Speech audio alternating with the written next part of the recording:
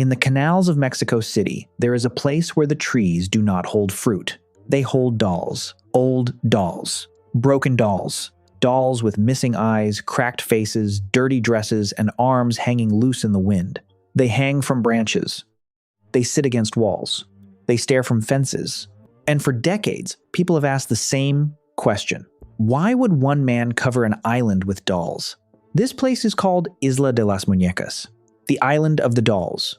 But the first thing to understand is this. It is not an island in the ocean.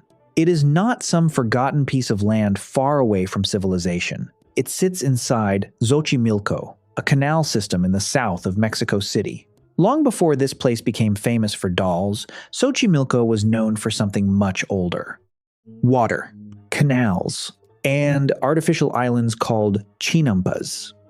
These chinampas were built for farming, travel, and survival in a lake-based world. Even today, Xochimilco is recognized as part of a historic landscape connected to Mexico City's ancient past. So the strange part is not that there is an island here.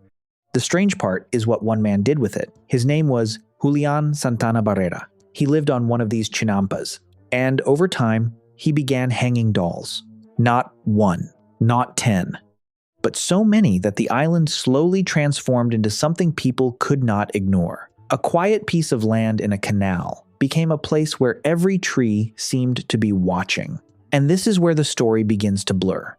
Because according to the most repeated version, Julián's obsession started with a girl. Some accounts say a young girl drowned near the island. Some versions say Julián found her body.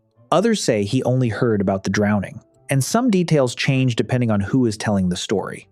So the safest way to say it is this. Local legend says Julián believed a girl had drowned near his chinampa. And soon after, according to that legend, he found a doll floating in the canal. A small object. A discarded toy. Maybe nothing more than trash carried by the water. But to Julián, it may have meant something else. He hung the doll. Some say he placed it as a memorial. Some say he believed it would comfort the spirit of the girl. Some say he thought it would protect him. What we know for certain is not the ghost story. What we know is what came after. He kept hanging dolls. More dolls arrived. Some were found. Some were collected. Some were donated. Some were broken before they ever reached the island. And slowly, the place changed. A doll tied to a tree became many dolls. Many dolls became a pattern. A pattern became a landmark. And a landmark became a legend. For years, Julián continued this strange practice. The dolls were exposed to rain, sunlight, humidity, insects, mud, and time. Their skin faded, their hair tangled, their clothes rotted, their plastic cracked. And because of that, the island did not look like a toy collection. It looked like something abandoned, something watching, something halfway between a shrine and a warning. But here is the important part. A doll becoming frightening does not prove it is haunted. A cracked face does not prove a spirit lives inside it. A moving shadow does not prove something supernatural happened. The most likely explanation for the doll's appearance is simple. They were left outside for years in a wet canal environment. Nature did the rest. Still, people did not come only for the explanation. They came for the feeling. Imagine arriving by boat. The water is quiet. The trees lean over the canal. Then one doll appears. Then another. Then dozens. Some hang upside down. Some are missing limbs. Some seem to look directly at you, even though they are only plastic and cloth. You know they are objects, but your brain still reacts as if they are faces. That is part of why the island became so powerful in public imagination. It takes something familiar, a child's doll, and places it somewhere unexpected. A doll is supposed to belong in a bedroom. In a child's hand, on a shelf, not hanging from a tree in a silent canal. And when familiar things appear in the wrong place, they become unsettling. Over time, visitors and media began repeating stories. People said the dolls moved. People said they whispered. People said they opened their eyes. But those are visitor claims and folklore. There is no strong evidence that the dolls are actually haunted. The real story is strange enough without pretending that every rumor is fact. Because the real mystery is not whether plastic dolls can whisper. The real mystery is why one man kept doing this for so long. Was it grief? Belief? Fear? A private ritual? A personal form of devotion? A kind of outsider art? No one can say for sure. Julián's exact motivation was never documented in a way that removes all doubt, and that uncertainty is part of why the island survived in people's minds. If there had been a simple answer, maybe the story would have ended. But instead, there was a man, a canal, a drowned girl legend, and a growing forest of dolls. Then, in 2001, Julián Santana Barrera died.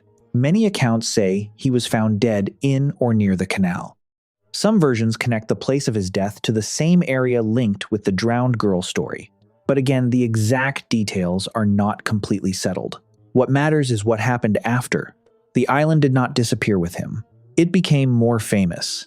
Tourists came, writers came, paranormal shows came, photographers came. People who loved strange places came. People who wanted to be scared came. And the Island of the Dolls became one of Xochimilco's most unusual attractions. But the deeper ripple is not just tourism. The deeper ripple is how one small object changed the identity of a place. A single doll, according to legend, was hung on a tree. That act may have been private. Maybe it was grief. Maybe it was fear. Maybe it was belief.